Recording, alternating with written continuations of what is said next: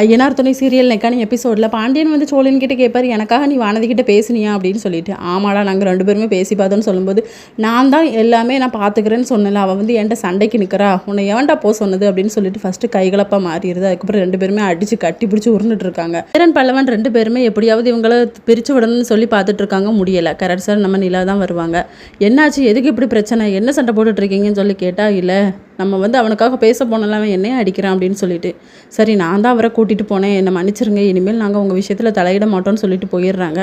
அதுக்கப்புறம் காலையில் நிலா கிட்ட போய் பாண்டியன்னு சொல்கிறாங்க, நான் நேற்று வந்து பேசுனது நீங்கள் தப்பாக எடுத்துக்காதீங்க, அவள் வந்து நீங்கள் எனக்காக நல்லதுக்கு தான் போனீங்க, ஆனால் அவளுக்கு அது புரிய மாட்டேங்குதுல்ல அப்படின்னு சொல்லிட்டு, நான் எதுவும் தப்பாக எடுத்துக்கல அப்படின்னு சொல்லி. அதுக்கப்புறம் பல்லவன் வந்து அண்ணா எனக்கு மட்டன் வேணும்னு சொல்லி கேட்பாரு, சோழன் வந்து எனக்கு சிக்கன் வேணும்னு சொல்லி கேட்பாரு. அதுக்கப்புறம் பாண்டியன் கிட்ட தான் அதுக்கான 200 அமௌண்ட்டே வாங்கிட்டு போவார்.